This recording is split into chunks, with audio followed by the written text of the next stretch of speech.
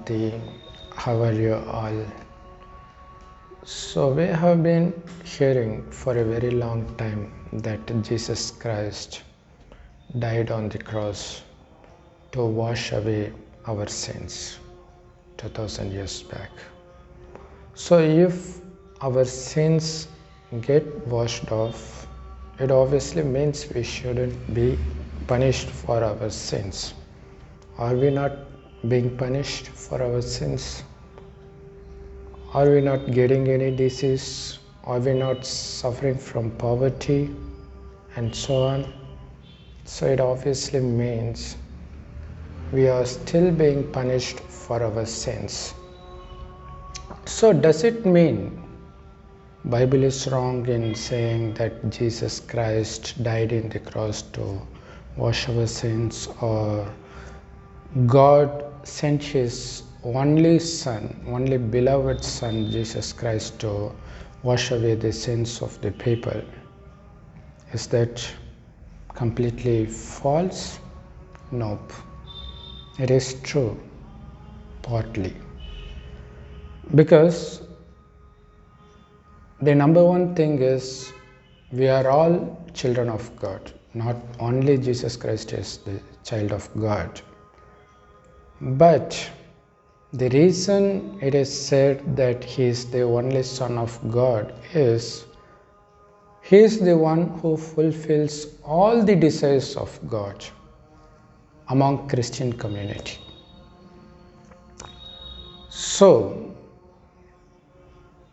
He did not wash His sin by dying on the cross. You know why? Because when Jesus was alive, no Christian soul has ever come to this earth. They were all staying with the God, the Father, in Parlok. This is the place that's called Parandam by Hindus. This is where the souls reside. This is the world of souls. So, all souls reside here before taking birth on earth.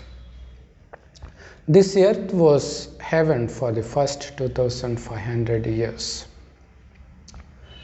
So, the only inhabitants of heaven are called deities, who are still worshipped by Hindus in India, because India was heaven in the beginning, which is why we read from history books that foreigners come to India to steal the gold and diamond. How did we get that in the first place? Because it was heaven. God created India as heaven, and the inhabitants of heaven were deities. Where have they gone? They haven't gone elsewhere. They were taking several rebirths, and they have reached the end of this time cycle, which constitutes 5000 years, called Kalpa. Yes, we are now towards the end of the cycle called Kali Yuga. We were originally deities in the beginning. While we were deities, we were free of sins, like lust, anger, greed, attachment, and ego. You know why? Because we were not body conscious as we are now. We were instead soul conscious. That is, we considered ourselves to be a point of light that shines like a tiny star in between the eyebrows. That's the soul. We were soul conscious, and we consider each others to be souls, not this perishable body, which is why they didn't fall for vices like lust, anger, greed, attachment, and ego.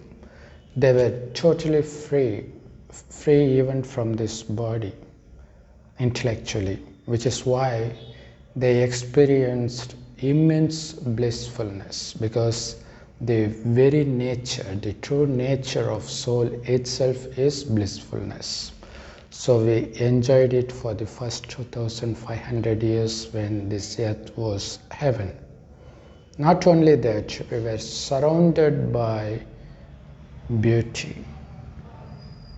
We were living in golden palaces. Even animals, they tend to love each other. Lion and sheep took water together in a pond, which means even lion and tiger, they don't have this instinct of killing each other for food. Even they feed on plants, as was mentioned in the Bible first chapter. So that's how God created this world. But after the completion of 2500 years, what happens gradually is we become body conscious. We forget the fact that we are souls. So we become slaves to the sensual pleasures, which is when we started committing sins by falling into these 5 vices like lust, anger, greed, and attachment. So all other vices like selfishness, killing, rape, everything follows. So we started committing sin after sin. After a certain point, we started experiencing punishment for that. We started creating religions like Hinduism, Christianity, Islam, Judaism, many religions, but nothing can absolve humans of their sins because they were all created by humans. But the essence of all religions is God comes in the end. Why does He come? To show us the path to wash away our own sins. That's why God comes in the end. But since we are ignorant of who God is, Christians tend to believe Jesus to be the God. Hindus tend to believe many deities to be the God. Nonetheless, God is not omnipresent as it is widely believed. He is not visible. He did not take birth in a human womb. So He is completely invisible because He doesn't take birth like us from a mother's womb. But still He is also a soul, which is why we call Him as Supreme Soul, Param Atma. So He also resides along with us in this Parlok or Supreme Abode. The only difference between we souls and the Supreme Soul, God, is we enter this birth and death cycle while God doesn't. But only God has the knowledge about this 5,000 year time cycle. He has to reveal that to humans, for which He needs to take a human body to explain this to us. So He enters an old man's body towards the end of Kali Yuga and He names him Brahma. So this Brahma is called Adam by Christians and Muslims. So it is through the mouth of Brahma God gives His knowledge. So God doesn't have His own body, which is why in Hinduism God Shiva is worshipped as Shivling, an oval shaped form, which is just a representation of the point of light. So God comes in the end, and the essence of His teaching is you are not this perishable body but an imperishable soul. Consider yourself to be this soul and remember me constantly as much as possible.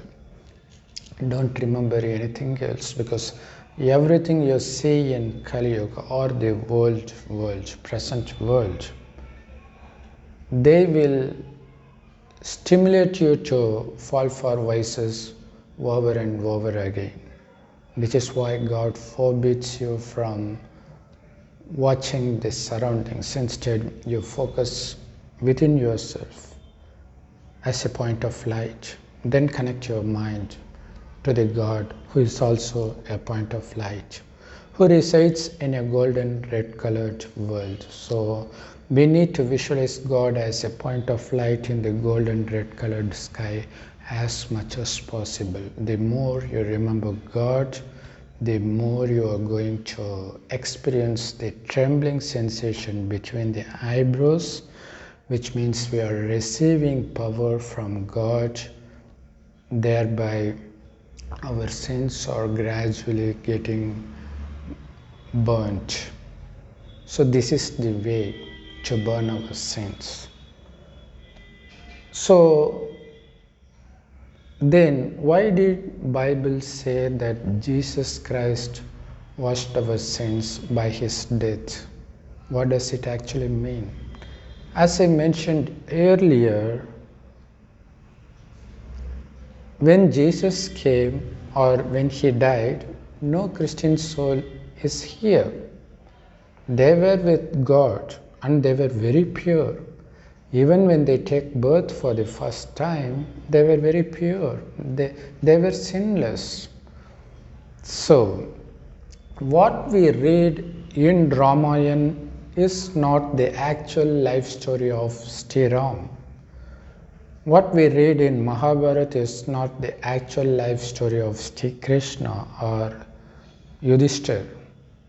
Likewise, what we read in Bible is not the life story of Jesus Christ. But all these things represent certain incidents that happen in the end. So they just tell it beforehand so that we can be cautious, so that we can recognize when God comes. That's it. So it is the God who helps us, who shows us the path to wash our sins. Nonetheless, not everybody accepts the knowledge of God. Very few out of millions recognize God, accept his knowledge, and have the courage to follow his path, because his path is not a bed of roses but a bed of thorns, as Jesus said in the Bible. Yes, you need to get rid of lust, the number one enemy. By lust, it doesn't mean only lusting the girls other than one's wife. No, it includes one's wife. So do you think it's very easy for everybody to follow? That is why not everybody accepts this knowledge. So God teaches this knowledge. Very few accept this knowledge. So those who accept this knowledge and follow this strictly, they were represented as Sri Ram in Ramayana, Sri Krishna in Mahabharata, Jesus Christ in Bible. So, what does the term washing others' sins through one's blood actually mean? We were here for the past 5,000 years, right from the time the world was created new. So we were here for 5,000 years. For the first 2,500 years, we wouldn't commit any sin because the world itself was sinless. There were no Satan or Maya. There were no five vices to spoil us. But in the second half, after becoming body conscious, these five vices start emerging from us gradually. It spoils us. That is exactly when we start committing sins. We were the first to commit sins because we were deities, and we were the first in the hell also, so we were the first to commit sins. So obviously we are the ones who are overloaded with sins. So God selects us. Actually, God gives this knowledge to everybody, but still, whether you call it luck or fate or anything, it is only those who were deities were attracted by God's knowledge and start following his path. And they were the real sinners. They had loads of sins on their head. God reveals that. And now God teaches us to accept all the punishment that's put forth towards you by your neighbors, by your friends, by your relatives, by your parents, by your kids, by your siblings. Expect to be cheated. That is what the Bible reveals by saying that one of his disciples actually revealed Jesus Christ to the enemy. So you expect that because that's bound to happen for sure. But still, what we shouldn't do is we shouldn't take revenge. We shouldn't even curse. Because of our sins, we are being punished. They are just an instrument. Of course, what they do is wrong, but still, we shouldn't curse. Because it is the curse that gives the actual punishment. God says, Indians who were the residents of heaven originally in the beginning have become the residents of hell just by cursing each other. Now God says to stop cursing. No matter how much you need to tolerate, just be merciful and bless them instead of cursing, because they are just the instruments. Not only that, they punish us and they settle our karmic accounts. So they are in a way helping us, but still they are committing sin. But since God teaches us not to curse them back, they don't get punished for that. That is the actual meaning of washing one's sins through one's blood. So we are holding our cross, that is our sins. So we are bearing the cross, and people are punishing us for the sins we have been committing for the several births in the past and also the present birth. So we are being punished, and we know that we are being punished only for our sins. So we are gladly inviting them, we are accepting that. So those who accept the punishment and not taking revenge, instead they are behaving very lovingly to others. This is what represented in Bible as show the other cheek to the one who slaps on one cheek. So throughout the Bible, Ramayana, Mahabharata, Quran, this is the only message that keeps on repeating by various stories and various teachings. This is the strong message. Only very few of the God's children have the courage to follow this path and forgive the sins of others. So the wicked ones, they don't get punished in the end, but still they get punished. What is that? they don't enter heaven. That's the only punishment. They don't enter heaven during the destruction of the world. Everybody has to leave the body and enter the supreme abode. And those who remember God constantly as a point of light and also follow the path of God, they will take birth in the beginning of heaven and start enjoying the pleasure of heaven right from the beginning. So it depends. If you're not that much, if you don't have that much strength in this soul, then you wouldn't come in the beginning. Instead, you would come halfway. But if you ignore this knowledge like most of them, then you will have to wait there till this world becomes old enough to cause sorrow. Only then you will take birth. So this is how it happens. So whether it's Jesus Christ or Kalki Bhagavan, they didn't go anywhere to come in the end. They are all here all the time. They just take rebirth. Unfortunately, Quran and Bible, they didn't reveal about the rebirth directly, but indirectly it is there. So they are here. They themselves forget that they were Jesus, they were Krishna.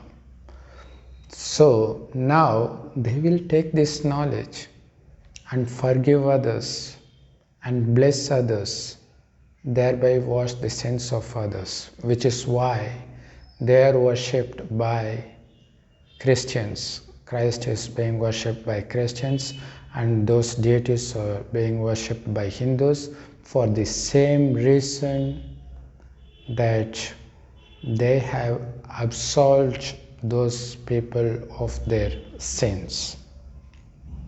So God sacrifices His beloved children to wash away the sins of the rest of the world, which is why God is called love. Not only God, even His beloved children deserves to be loved and worshipped, which is why in India everybody worships so many deities.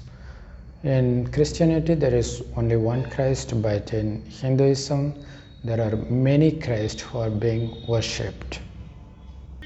So it may seem unjustifiable for the real children of God for having to bear all the pain and suffering. But the truth is, it is not unbearable. So it will feel like just a pinch of thorn instead of spear. Yeah, because we are in remembrance of God, which gives the strength to the soul to face any difficult situation smilingly. We don't feel that to be a difficult situation anymore. That's the magic of God's knowledge and remembrance of God. The essence of His teaching is to remember God as a point of light, and also to consider ourselves to be the point of light, and also we need to listen to the direct teachings of God, which is available in all Raj Yoga meditation centers across the globe. So if you want to know the nearest Raj Yoga meditation center in your area, feel free to leave the comments so that we can guide you to locate the nearest Raj Yoga meditation center in your area. And the teachings of God is called Murli. It is available in all languages. So keep listening to Murli daily and keep remembering God daily, actually all the time, so that you can be ever happy, ever blissful, and ever peaceful. Om Shanti. Thanks for watching. Leave your valuable comments, and if you haven't subscribed, please hit the subscribe button, and thanks for watching this video. Om Shanti.